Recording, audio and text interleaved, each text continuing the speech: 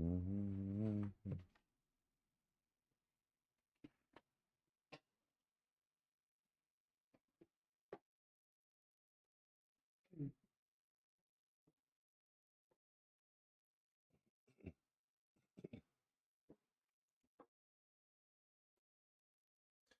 All right, Shabbos, say good morning. Good morning. Let us begin. Begin by thanking all of our sponsors for this morning share. To thank our Talmud Torah sponsors for the month of Tishrei.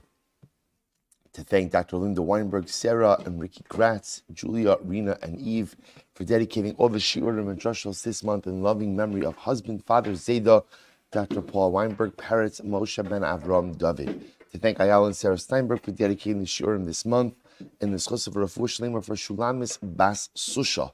To thank Adam Yudi Banzer for dedicating the shiurim this month in the schus of all of our tefillos being niskabel on high. To thank our week of learning sponsors, Saeed and Sima Hagen for a Shlema for their granddaughter, Talia Miriam Bas Orli Yehudit.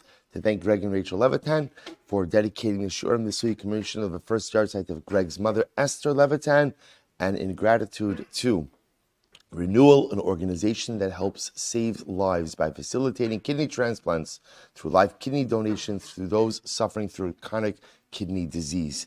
To thank our Daf Yomi sponsors for today, Menashe and Bracha Efron, in honor of the birth of Batsheva Cyril Edinger, and in honor of her parents. And Meretz Hashem, may she continue to grow to be a true Bas Yisrael and Akaras Habayis Admeh Ve'esim Shanim Tovos. Well, so with that, let us begin a beautiful, beautiful daf ahead of us today. Today's daf is Peites 89, and we are picking up Meretz Hashem on the bottom of Peiches Mebez, the last line. We left off yesterday at the Mishnah. So the Mishnah says as follows: Chotzia get ve'enimo ksuvos. We're continuing on in the sugya that has been the topic of the last couple of Mishnayos, namely, again, different circumstances where halacha l'maisa, a woman does not have a classic path forward with collection of her ksuva. So in this particular case, here's what's happening. Hotzia get, she produces a get. So right, Reuven is married to Rachel. Now what happens? Rachel produces a get that Reuven divorced her, ve'enima ksuva. But she does not have a ksuva. She literally does not have a ksuva document. So what's the halacha? Now Rashi says over here, Hotzia get ve'enima ksuva, kasaka daitzcha ba'omeres avad shtar ksuvasi. So Rashi's Bapasha case is where she said, I had a ksuva, but I lost it. Okay, so what's the halacha? Top of Peites, govek ksuvasa. Even in the absence, ultimately, of an actual ksuva document, she can still collect her ksuva. What's that? Well, again, we'll explain this more in the Gemara, but take a quick look at Rashi. Govek ksuvasa, ve'eno yochol liton paraticha, v'echzarta lishtar ksuvasayich, v'karativ. So here's what's interesting. You see, you might be tempted to say as follows. The husband, Reuven, has a good claim over here. What's his claim? Yeah, Rachel, you know why you don't have a ksuva? You know why you don't have a ksuva? Because ultimately I paid you already. And remember again, the ksuva is effectively what? Is the loan document. So what happens with a loan document after you go ahead and repay it? It's torn up. So Reuven can say to Rachel, there's a good reason you don't have a ksuva, because I paid you your ksuva already. You gave me the document. We tore it up. So we're going to see, the Gemara is explaining, or the Mishnah is explaining, that halacha l'maisa, the husband, Reuven, cannot make such a claim. Why? Rashi says, Mishum ditnai ksuva maisa bezdin hu. Or mehalcha nafkalan, supposed to say the idea over here, well, let's read the finish Rashi. Mehalcha nafkalan, v'ba mitzia toin achar maisa bezdin lo amar klum. Mai taima, so we've actually seen this concept before.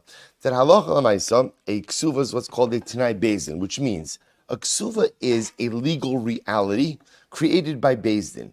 That legal reality applies whether there's a shtar or there's not a shtar. In fact, we're going to see, we've already learned that there were communities where they didn't write a ksuva. They never wrote a ksuva document. Despite the absence of a document, the ksuva obligation was always intact. It's what Chazal legislated. So because of that, failure to produce an actual document in no way erodes her claim to actually collect the ksuva. Now, of course, she needs a get. We're going to get into this. In other words, you need some proof of divorce that you're entitled to a ksuva. In other words, either what do you need? Either you need a get or levaya, right? You need one of the two. In other words, you need something to indicate that you have a claim. But lamaisa, once you have a claim, absence of the actual ksuva document does not in any way undermine or erode her ability to collect. Good. That's case one. Case two. This is interesting. Ksuva ve'enim get. This is interesting. What happens if she produces a ksuva, but she can't produce a get? So, all right. So what happened? He omeres avad giti. So she says, I lost my get. So what happened? I lost my get. And what happens? V'hu omer avad shovri. Oh, now here is interesting. He says, okay, that's fine. In other words, he's not contesting the fact that they got divorced. What he's claiming is, I paid you the ksuva already, and in fact, I had a receipt. That indicated that I paid you. I lost my receipt. So you see what's happening over here?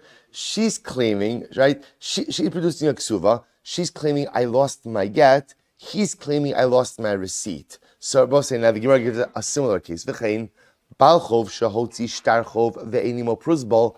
Very shayach, right? What happens? Reuven lends Shimon money. Now Reuven produces a loan document. And what happens? It's now 8th year, right? This year. So he produces the loan document, but he's not able to produce his pruzbal. So again, we'll discuss pruzbal in just a moment. So we'll say, remember again, pruzbal is the document which allows you to collect a post-Shemitah debt. Take a quick look, Rabbi say, if you look at Rashi, it's actually Rashi, it's the last Rashi in the Mishnah. Pruzbal, so we're going to go out of order. Rashi says, get Hillel Hiskin Pruzbal. Hillel was the one who instituted a pruzbal. Why? In order that Shemitah should not go ahead and cancel out a debt. Now, how does pruzbal work? Shemoser shtarosav lebezdin sheyigvu min halo ve'chove chovo kozman sheyit be'enu. I will say, now remember again, how does pruzbal work? Pruzbal effectively takes a private debt, hands it over to Bezdin, and Bezdin now becomes the collection arm for the debt. Now, why does that circumvent Shemitah law? So listen to this. So Rashi continues. He says, "Dahashta lo karinan be lo yigos she'ino tovo klum ela Bezdin tovo she'efkerem haya hefker ve'im yardel nechasav." So without getting into all technicalities right now, essentially Shemitah cancels out private debts. Shemitah does not cancel out debts which are ultimately held by Beis Din. So in this case over here, the Mishnah is equating these two cases. So right, she's producing a ksuva, but doesn't have the ability to produce a get. Right? He's claiming, I paid you already, but I can't produce my shover. So right, he's saying, I paid you, but I don't have my receipt. Parallel case is Reuven lends Shimon money. Reuven produces a loan document, says, you know what? I lost my pruzbal. What's taloch in these cases? So the Gemara says, Hare elu lo yifru. In these cases, ultimately, again, so you cannot collect in these cases. What do you mean you cannot collect? Look at Rashi. Hare elu lo yifru. Chayshinon shema kvar govsa beget v'zeh hishmitaso shvius. Shabbos say we are concerned ultimately, again, in this case, that perhaps the woman already collected her ksuva. Maybe she already collected a ksuva. In other words, the reason she doesn't have a get. Let's analyze this. What are we concerned about? Why doesn't Rachel have a get? Because it could be that in this case, the get was kind of used as the mechanism for payment of the ksuva. Give me the get, I'll give you the ksuva. So that's the possibility of the concern over here. So Rashi says, right, so Chashinon Shema Kvar Govsa Beget, Vizeh Hishmitaso Shvius. And ultimately, failure to produce a pruzbal, ultimately what? Really precludes your ability to collect that debt afterwards. So in this case over here, husband won't have to pay the ksuva, and ultimately, again, debtor will not have to go ahead and pay. Debtor won't have to pay the debt. Okay, again, we'll analyze this case a little bit more. Reb Shimon Gamliel, so what comes on Reb Shimon Gamliel and says something amazing. Minas sakana ve'elech, from the time of danger and on, so isha gova ksuvasa shelo beget. A woman has the ability, so remember again, here's what's interesting. In case number one, right, what's happening? In case number one, what is she producing? She's producing a get and no ksuva. What's taloch in that case? She could collect. Now, why could she collect her ksuva? Why? Because the truth is, you don't even need a document of a ksuva for a ksuva to be intact, because a ksuva is a t'nai bezdin. In case number two, she's producing a ksuva with no get. So the Gemara says that's like producing a loan document in year number 8 without a prusbul. What do we have to be concerned about in that case? We're concerned if you can't produce a get. What are we concerned about? That why can't you produce a get?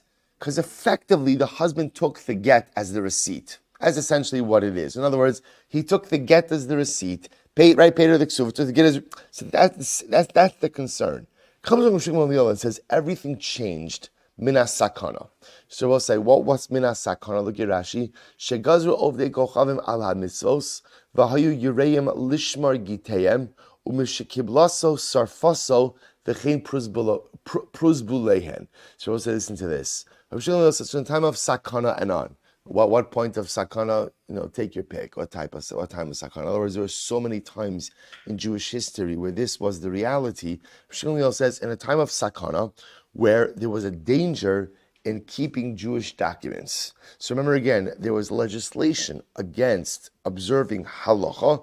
So here was the problem, is if you kept Jewish documents in your possession, again, that was a crime. So it's incredible. So what would people do? A woman would receive a get. And what would she do after she would receive the get? What would she do? She would destroy it. Because you don't want to have any evidence, which of course is a dangerous thing in general. We'll talk about this in the Gemara. Same thing with prusbul. You write a prusbul, and what would happen? You destroy it. I just want to point out, technically speaking, does a woman have to hold on to her get after she's divorced? Do you have to hold on to your prusbul? You don't have to. In other words, you want to. We're going to see, because a woman wants to be able to get remarried. And generally, again, if a woman is divorced, no one in good faith is going to allow her to get remarried until they're able to see her get. Same thing with the prusbul. But again, technically speaking, your status is established the moment you go ahead and you receive. So they used to destroy these documents. So the Shimon says, from sakana and on, isha gova ksuva, so shalo beget. A woman could go ahead and collect her ksuva even without a get. So Shimon says, case number 2 in the Mishnah, which was where she's showing up. So, say, bepashtos, it would be interesting if she's showing up with a ksuva without a get. Right? In other words, ksuva is also a problem. So, okay, maybe she was holding on to some. We'll clarify in the Gemara a little bit. The point the Gemara is making, the point of Shimon is saying over here is, in the first stage of the Mishnah, failure to produce a get looks like she was already paid for a ksuva, right? And again, if she wants to go ahead, if she wants to claim that she wasn't paid for the ksuva, then again, it's going to be a case of hamotzi mechavero alav haraya. Rabbi Shimon says all of that changes after Shas HaSakana, where it was common for people to destroy documentation. In that case, again, the halacha sides with her. Same idea, we'll say. After the time of Sakana, ultimately, Ruvain shows up in year number 8 to collect a debt from Shimon. Shimon claims Shemitah. Shemitah canceled it. Right? Ruvain claims, I wrote a prusbul. Shimon says, okay, show me. Ruvain can't produce the prusbul. We believe Ruvain. Okay, fascinating halacha. Says the Gemara, say, Shmamina, what do you see from here? So ultimately, Kosvin Shover. The Gemara says, you see from here, by the way, that we write receipts.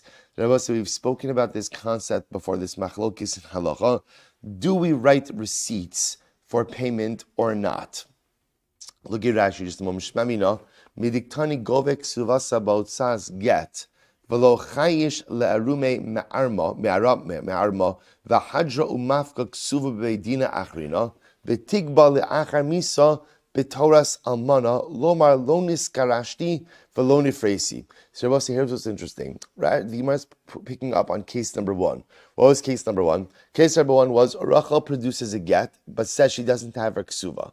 So it must be Rabbosai. So now what's the halacha? What's the halacha in that case? Rachel comes to the basin, produces a get, doesn't have. She says, I can't find my ksuva. I lost my ksuva. What's the halacha? We pay her. So Rabbosai. So now here's what's interesting. So the Gemara says it must be that what are we giving the husband? It must be that we're writing him a receipt, right? We're writing him a receipt. Shmamina kosvin shover, right? Because Rabbi say why? Because let's go back to the Gemara. Let's go back to the Gemara just a moment. The ain't kosvin shover. If we don't write a receipt for the husband, lechosh dilma mafkila l'ksuvasa the gavyaba. Ultimately, what should we be concerned about? So let's play this out. Let's say Rechel's trying to play the system, right? So she's claiming that she doesn't have a ksuva. So what's going to do? She's going to produce her get payment for a ksuva, and then what is she waiting for? What is she waiting for? She's going to wait for Ruvain to die. After Ruvain dies, what is she going to do? She's now going to produce a ksuva, right? And she's going to claim that now she's widowed, right? And she's entitled to the ksuva. So ultimately, again, the Gemara says it must be that we're writing a shover, we're writing a receipt for Ruvain to show that he paid the ksuva. And again, ultimately, when he dies, his heirs will have that receipt as well. Because if we wouldn't write a receipt, it leaves him open to exploitation. Go back to Rashi for just a moment. That's what Rashi was saying. So she's going to produce the ksuva after he dies. Lomar lo niskarashti v'lo nefreisi. Dahavade b'toras krusha lo hadra gavia. Okay, fine. So we'll say, now remember again, the idea of why would there be resistance to writing a receipt, right? Why is there resistance to writing a receipt? Because if we write the receipt, then the burden of maintaining that receipt falls upon who? Falls upon who? Falls upon the husband, right? In other words, whoever, because remember again, the husband paid the ksuva, right? The receipt is his proof, ultimately, again, of payment. Remember, the machlokes as to whether or not we write receipts in halacha is dependent on who should shoulder the responsibility in the aftermath of the repayment of the debt. You see, if you don't write the shover, we don't write a shover, there's only one way to get payment, and that's how? Ksuva. Ksuva is the ticket to payment. So if you can produce a ksuva, fantastic, right? Wife produces, or ex-wife produces the ksuva, gives it to her ex-husband, he pays her. What to do with the ksuva? Rip it out. We're done. You see, and then the truth is, no one really has any responsibility for maintaining paperwork. Interestingly enough, the moment you say that all she needs to do is produce a get, and then we're going to go ahead and pay her ksuva, and we don't know where the ksuva is. She says she can't find it. She says it's lost. She may very well have it, in her desk drawer, and she's just waiting for him to die. So now we're going to write a shover, and now the responsibility is upon the husband, and by extension his heirs, to go ahead and maintain that shover. So the Gemara says, but nevertheless, you see that we write a shover, to which the Gemara says, Amarav, Rav says, maybe not. What are we talking about over here? We're talking about a case, ultimately, again, where they don't write a ksuva. Rashi says, so they're in a place where they don't write a ksuva. In other words, we saw this before. There were communities where they didn't feel the need to actually commit the document to writing. So in that case, again, the only way that you could go ahead and show that payment has been made is with a shover. Shmuel says, Shmuel says the truth is this could apply even in a place where they do write a ksuva. The Gemara says, 1 second, Shmuel kosin shover. So according to Shmuel supports the idea that we write receipts. Amar Rav Hanan, l'didi mefarshili minei demar Shmuel b'makom she'ein kosvin. So we'll say ultimately, here's how we set it up. Rav Hanan says, I heard that according to Shmuel, the way we set it up is like this. We're talking about a place, right, in a locale where they did not normally commit the ksuva to writing, but just relied on the fact that what? A ksuva is a tenai beis din. So we'll say, now watch this. Va'amar kasavti. So let's say, we'll say, Rachel and Shimon, Rachel and Reuven are married, and they live in a place where the custom was that people did not write the ksuva. You didn't have to, it's tenai beis din. So what happened? Reuven says, however, I wrote one. I wrote a ksuva. So therefore, again, I want to see the ksuva before I pay you your ksuva. So we'll say, what's the halacha? In that case, alav lahavi raya. In that case, ultimately, again, the burden of proof is upon Reuven, right? Why is it upon Reuven? Because he's claiming something that is out of the norm. Therefore, by definition, the burden of proof rests upon him. However, b'makom shekosvin, but I will say, if they live in a locale where they normally do write a ksuva, va'amra, and she said, lo kasavli, she claims he never wrote to me a ksuva. In that case, aleh Allah haviraya. In that case, ultimately, the burden of proof will be upon her that halacha l'maisa, no ksuva was written. Incredible. But take a look at Rashi for just a moment. Rashi says, "L'didi mefarshili to the olam ein kosvin shover." In reality, we don't normally write receipts. And the reason why we allow her to collect the ksuva in the first case, where she just produces a get, is why the iba makom shein kosvin. The Shein Kosvin, who Vahu Omer Kasafti, So again, it could very well be, the Gemara says, we're not talking about a shover, but rather it just depends ultimately, again, where they're living. If they live in a place where they don't normally go ahead and write a ksuva, and he claims, ultimately, I wrote a ksuva, the burden of proof is upon him. If they live in a place where they normally write a ksuva, she claims, you never wrote for me a ksuva, the burden of proof is upon her. Ve'af Rav Haderbei. And even Rav, ultimately, again, who originally established the Mishnah, is talking about a situation where, a place where they don't write a ksuva, ultimately, he retracted his position as well. Rashi says, Haderbei, V'uki masnisin b'taima achrina, and establishes the reasoning of the Mishnah according to a different approach. Damarav, bein b'makom shekosvin, bein b'makom she'ein kosvin. So Rav said, whether it's a place where they write the ksuva, a place where they don't write a ksuva, what's talacha? So this is actually very interesting. Get, if she produces a get, gova ikr. So we'll say, Rav makes a fundamental distinction over here. Rav comes along and he retracts his original position. He says like this: depending on what documentation you could produce, ultimately, again, will determine what you are able to collect. So get, if she produces a get, gova ikr. Ultimately, again, she is able to collect the ikr ksuva. Ksuva, if she produces a ksuva, gova tosefes. She's able to collect any additional tosefes ksuva. So I will say, now that makes a lot of sense, because remember again, even if you hold that ksuva is a t'nai bezdin, and therefore what? You don't have to produce a document in order to collect. At most, what does that allow you to collect? What does that allow you to collect? Ikr ksuva, right? In other words, he'll say, if Reuven and Rachel live in a place where they don't normally write a document, right? They get divorced. Rachel shows up with her get, and she says, I just want to tell you that Reuven promised me, 200 zuz as the ikr, and another 5,000 zuz as tosefes. That's very nice. That's beautiful. But there's absolutely nothing to substantiate that claim. In other words, the ability to collect without a ksuva document, because a ksuva is a t'nai bezdin, only works for the ikr ksuva amount. So therefore, Rav says that halacha l'maisa, when Rachel shows up with a get, fantastic. That allows you to go ahead and collect ikr ksuva, because ksuva is a t'nai bezdin and doesn't need its own independent document. However, if she's claiming tosefes, right, additional amounts, she's going to need to furnish a document which has those additional amounts in writing. Incredible. So we'll say, if you take a look, fine. And therefore, we'll say, just to link this back to the Mishnah, when the Mishnah says, Hotzia get ve'eni mo ksuva, gove ksuvasa, what does gove ksuvasa mean? Right? Ikr ksuva, the primary amount. So the Gemara says, ksuva, gove tosefes v'chalarotze lahashiv, yavav yashiv. So we'll say, Rav is very confident in this approach. And he says, therefore, anyone who wants to refute my position, bring it on.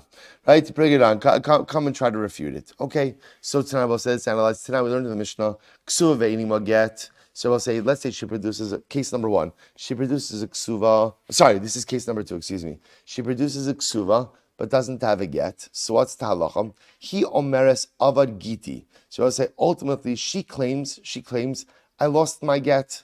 Vahu omer avad shovri. He says, I lost my receipt. V'chein balchov, just quoting the Mishnah. V'chein balchov shoti shtarcho ve'enim pruzbol. So to Reuven lent Shimon money. Reuven produces the loan document, but doesn't have a pruzbol. Hare elu lo yifru. We'll say, in both of these cases, the husband is not obligated to go ahead and pay the ksuva, right? And the borrower is not obligated to go ahead and pay the lender. So the Gemara says, Hare elu yifru. So let's analyze this. Pishtam l'shmuel. So according to Shmuel, this makes sense. Mukila b'makom shein kosvin va'amar kasafti. So we'll say this must be a case where they're living in a locale, Reuben and Rachel living in a locale, where they do not normally write a ksuva. And what happens? Va'amar kasafti, he's claiming that ultimately, again, he wrote a ksuva. The amri lei, I see raya. Ultimately, again, we say to him, bring a raya. V'ilo mai si raya, amrina lei zil parei. And if he can't bring a raya, ultimately we tell him to pay. Al Rav, nehi de ikr lo gavya, tosefes miha tigbi. But according to Rav, even though this is like a reverse case, according to Rav, remember again, she's not producing a get, but she's producing a ksuva. What did Rav just say before? According to Rav, Get allows you to collect what? Iker ksuva. And ksuva allows you to collect tosefes ksuva. So this is fascinating. If she's producing a ksuva, she should at least be able to collect what? Tosefes and not Iker, which sounds so strange. But again, according to Rav's reasoning, if she's producing a ksuva document, that should be the halacha. To which the Gemara says, Tosefes miyatigbi. Rav Yosef, what's the case? Hachamaskinon kishein sham ede gerishin. Wow. Rav Yosef, what's this case? This case where she's coming forward with a ksuva and doesn't have a get. What's the case? There are no witnesses that they're divorced. There are no witnesses that there's gerushin. So therefore, Rabbi say, now I understand. Migo diyachal lemeimar lo girashtia. Rabbi say, he has a migo. What's his migo? He could say, hey, Rachel, we're not divorced. Migo diyachal lemeimar lo girashtia amad beis yachal lemeimar girashtia v'nasati la ksuvasa. So Rabbi say, the reason ultimately, again, why Reuven doesn't have to pay a ksuva in this case is because halacha l'maaseh he has a migo. Because there are no edei gerush and there are no witnesses that they are divorced, he could just as easily say what? We're not divorced. If we're not divorced, then what does he owe her? Nothing. So because he has that migo, he is believed to say we are divorced and they already paid you your ksuva. I says the Gemara, Hamad Diktani Seifa, Reb Shimon Lialomer, Mina Sakana ve'elech isha gova ksuvasa shelo beget, ubal chov shelo bepruzbol, b'diika edei gerush askinan. Now we'll say, here's the problem. So now we've just set up this case, fascinating, we've just set up this case as a case where there are no edei gerushin. So remember, so again, just to point out what's happening over here. Rachel's coming to Reuven, what does she have? She has a ksuva, she doesn't have a get. She's claiming, pay my ksuva. He's claiming, I paid you. So what's ta'alacha? Ta'alacha sides with him. So Gemara says, what's the case? The case is where there are no edei gerushin. There are no witnesses to divorce. And he has a migo. His migo is, he could say, I never divorced you. Now that he's saying, I divorced you and I paid you, ultimately, again, he's believed. 1 second. No edei gerushin, that's the case. Rabbi Shimon comes along and what does he say later on in the Mishnah? Rabbi Shimon says, by the way, from the time of sakana and on, where it was a sakana to keep any type of religious documentation, if a woman shows up, even without her get or without her ksuva, she's believed. Now that has to be talking about a case, that has to be talking about a case where there are edei gerushin. Why, Rabbi say? Listen to this. Because Rabbi say, if we're talking about a case where there's no edei gerushin, right, then what? Rabbi say, so watch this. If the Mishnah in case there's no edei gerushin, that means there's no edei gerushin. There's also no what? No get, potentially no ksuva. So ultimately, b'may gavia. Then I will say, how would she ever collect? In other words, what's the credibility? Elakula Rab Shimon Gamliel. Rather, you have to say that the entire Mishnah reflects the view of Rab Shimon Gamliel. And watch this: the Chisrei Mechsera V'Achi Katani. They will say, by the way, isn't it like the most exciting lines in Gemara are always Chisrei Mechsera, right? It's like you just found treasure, right? Chisrei Mechsera. By the way, there's something missing. Here it is. V'Achi Katani. Here we go. Hare Elu lo Yifru. Rebbe say, so again, these cases you can't collect. Which cases? Remember again, 2 cases. Case of where the wife comes along with a ksuva without a get, and the case where the lender comes along with a loan document without a pruzbol. Right? V'achi katani. So the Gemara is Hara'elu lo yifru. When can't the wife collect in this case? Let's focus on the ksuva case. Kishein sham edei gerushin, where there are no edei gerushin. Aval yesh sham edei gerushin. But if there are edei gerushin, then what? Gavya tosefes. Ultimately, again, she could collect tosefes. Now, I will say this is in line with Rav. Rav Shimon says hold like Rav. Namely, again, why tosefes? Because a ksuva document allows a woman to collect tosefes. So therefore, I will say what's happening over here is like this. Halach l'maaseh says she's coming along, right? She's claiming her full ksuva. There are edei gerushin. She's able to produce one document, a ksuva, unable to produce what? A get. Okay, you can produce a ksuva, that'll give you tosefes. The ikar, what happens with the ikar ksuva? I mafka gita gavya, v'ilo mafka gita lo gavya. Ultimately, again with a get, if she could produce a get, then she could collect ikar. If she can't produce a get, then she can't produce ikar. Omina sakana ve'elech, but from sakana and on, afa gavdalo mafke gita gavya. But from sakana and on, even if she can't produce a get, she still collects ikr. Why? Sheb Shingalil Omer mi sakana ve'elech isha gove ksuvasa shelo beget ubalchov shelo bepruzbol. I will say, so now this is a reframing of the Mishnah. So what's the case? So I will say, so again, case number one kind of works on its own. She's producing a get, doesn't produce a ksuva, she gets paid. That's an easy one. Why? Because you don't really need a ksuva document to begin with. It's Tanai ksuva. Case number two, she's producing a ksuva, doesn't produce a get. Now we're saying the whole thing is Reb Shimon Gamliel. What does Reb Shimon Gamliel say? Number one, there are Edei Gerushin. So we know that she's divorced. She's claiming, here's my ksuva, I never got paid. He's claiming, I paid you, but I didn't get my receipt. So we'll say, what's the halacha? If she produces a ksuva, she'll go ahead and she'll get tosefes. But failure to produce a get precludes her from collecting what?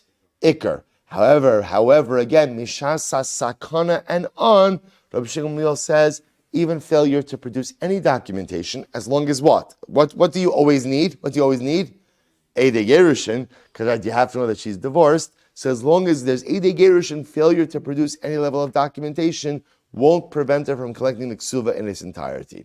Beautiful. Amr Rav Kana, Ravasi, L'Rav, L'Didach da Amrit get gove ikr. So I'll say, okay, so now they ask according to Rav. Rav, according to you, Rav has this interesting model. Get allows her to collect ikr ksuva. Ksuva allows her to collect tosefes ksuva. Okay, so you, according to Rav, almana min hanisuin b'mai gavya. So ultimately, again, an almana, right? An almana from nisuin. Ultimately, again, how is she able to collect? Be'edei misa. Ultimately, again, she's able to collect with witnesses of death. So I will say, as long as, in other words, we know that her husband is dead, that's how she's able to collect her ksuva. The gavya be. So we'll say, 1 second.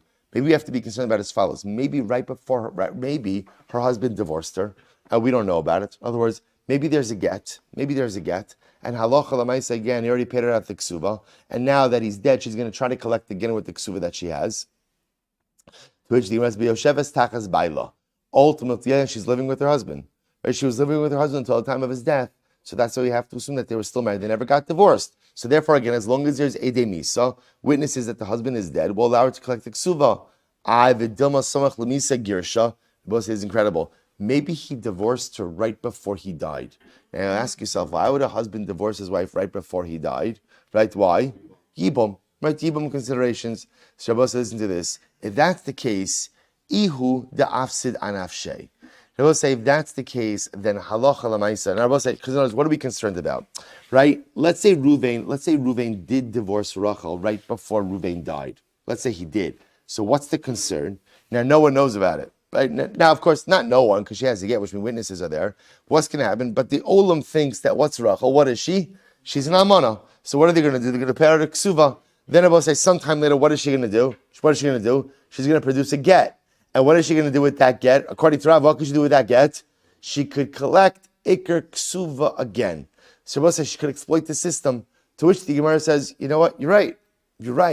If Reuven divorces her right before his death, so that no one really knows about the Gerushin, Einachinami, she could exploit the system. But Ihu da'afsid anafshe, he is the one who is causing his own loss. So I will say, because he's causing his own loss, therefore, Allah Chalamaysa, we can't help. Which is such a profound Musar Haskell. The halacha could help, right? The halacha could do many things to help. But at the end of the day, people have to help themselves as well. People have to help, right? Yeah, you have to be a gavri, you can't be a chefza. In other words, at the end of the day, you have to help yourself. So if you compromise your own circumstances by doing things which open you up ultimately to exploitation later on, the halacha can't help you if you're not making smart decisions in life. Such an incredible yesod. So the Gemara goes weiter. Almana mina erison b'mai gavya. Very interesting. What about an almana from erison? Right. So an almana from erison, what is she collecting her ksuva based on? Now Rashi says over the isla ksuva, almost right across from Rashi. The isla ksuva b'tnai based in imlo kasavla. Shabbos say, We actually had this was a whole machlokes. We actually don't paskin this way. We don't paskin this way. The Rambam paskins that there's only ksuva from nisuin. But again, the Gemara operates with an opinion that says that there is ksuva even from erisin. So what does an almana from erisin? What does she collect based on? Be'edei misa. So as long as there are witnesses that her husband died, she's entitled to collect the ksuva. I v'lechush dilma girsha umafka begita umafka gita v'gavya. Why shouldn't we be concerned that maybe he divorced her? But we didn't know. So she's going to try to collect suva twice. Once based on the fact that she's a widow, and the second time now later on with the get that she's a divorcee. To which the Gemara says, "Ela b'makom delo efshar kasviran shover." I'll say it's interesting. See, this is interesting. Even though in general we have a resistance to writing receipts, and they both say the resistance to writing receipts is just then because the onus is upon the onus is upon the person who paid the debt to hold on to the receipt, right? Ultimately, again, in a case where the only way to avoid exploitation is the writing of receipt, we'll write a receipt. We'll do it. He goes, if you don't say this, Ede Misa Gufaihu, Nechosh Doma Mafka Ede Misa Bahai Beidina, the Gavia, Vahadar Mafka Beidina Achrina, the Gavia. They both say, even in a case where there are Ede Misa, maybe the woman is going to conspire with these Edim, and they're going to take it on the road, right? And what's going to happen? The Ede Misa are going to testify for in Beis Din A, and then they're going to go to Beis Din B, and they're going to go Beis Din to Beis Din, collecting. First, again, about say at a certain point in time, no legal system could protect against people who are bent on manipulating the system. But in any event, the Gemara says, "Alavade makom dolo efshar kasvinan shover." Say for halacha l'maisa, in a case where we really have no choice, we'll go ahead and we'll write a receipt, if that's the only way to shield the person from exploitation. Weiter. Armali markashisha reid Rav Chisda Rashi almana mina erisin minolam de'islak suva. Now, I will say this is fascinating. This is a great sugya. We'll at least start it today. Listen to this. The Gemara just took it for granted that a woman who's widowed from erisin has a ksuva. So the Gemara says, how do you know that? In other words, why do we assume that there's any level of ksuva during erisin? Maybe ksuva itself is only a function of having entered into nisuin. I will say first wide line. Maybe it's from here. Nis armala onis garsha be'mina erisin be'mina nisuin go ve'es hakol. I will say what's the case? If a woman is widowed or divorced from erisin or from nisuin, she collects everything. I will say what does it mean go ve'es hakol? Go ve'es when she collects her full ksuva. So what do we just say? It explicitly just said what? Even if she's widowed or divorced from when? From erisin. So what do you see from here? That a woman during erisin has ksuva. Maybe not. The Gemara says, Dilma, the kasavla. I will say, what are we asking? What we're asking is like this. We're asking, ksuva is a t'nai bezdin. What does it mean when something is a t'nai bezdin? What does that mean? That means that obligation devolves upon you whether you want it or not. Now I will say, so we're asking, is ksuva during erisin a t'nai bezdin? See, this case that we're talking about could be a very simple case where a husband wrote a ksuva for his, does erisin, and writes her a ksuva. They will say if a husband of his own volition writes a ksuva for his arusa, does that work? Absolutely. No different than what? No different than I could come over to you and say, you know what? I love you. You're great. Here's $10,000. Does that work? Sure does, right? So you should all be zocha, right? So lemaisa again. That's not a raya. Maybe that's a case where he just of his own volition decided to give that to her. That's not our question. We're asking from a t'nai bezdin perspective, does ksuva as a t'nai bezdin go into effect during erisin? We say 1 second. If it's a case where he wrote the ksuva for her, then what are we talking about? Lafukim mid Rabbi Eliezer ben Azariah, Rabbi Eliezer ben Azariah. Rabbi say because this could come to exclude the position of Rabbi Eliezer ben Azariah. Because even Rabbi Eliezer ben Azariah says the Amar shelo kasav la ela amanas la konsa. Rabbi Eliezer ben Azariah says even in a case where a husband of his own volition writes a ksuva for his wife during erisin, he only has in mind that ksuva should go into effect when? Once they come into nisuin. In other words, Rabbi Eliezer ben Azariah says, even if he's willingly writing her ksuva during erisin, his intention is that this erisin is going to lead to nisuin. So this ksuva that I write during erisin should only come into effect during nisuin. Dekanami diktani gova sakol. She collects everything. So we'll say, if you say that this time at a case where he is willingly writing her a ksuva. That's why he says she collects everything. Amrit delokasavla my gova esakol manamasaim hu de isla. But I will say, if ultimately, again, we're not talking about a case where he wrote it for of his own volition. What do you mean gova es hakol? She collects everything. It's either 100 or 200 zuz. So I will say, we'll stop over for today. But again, I'm leaving off in the middle of the question, right? So I will say, so therefore, we're leaving off with the fundamental question. The Gemara took it for granted that an amana from Erusin has a ksuva. What we're trying to figure out is, from where do you know that ksuva during Erusin is Tanai Bezdin? All we just showed was a case of where ultimately, again, a man could write his arusa a ksuva. He could write again, and again, the Chiddush of Rabbi Elazar ben Azariah is maybe even that ksuva only kicks in during Nisuin. So of course he could voluntarily commit himself to a ksuva for an arusa. The shaila is, do we have a proof that ksuva during Erusin is Tinai Bezdin? And Me'eretz Hashem to be continued and resolved tomorrow. Shkoyach. All right, Chevron Zoom, everyone have an incredible day.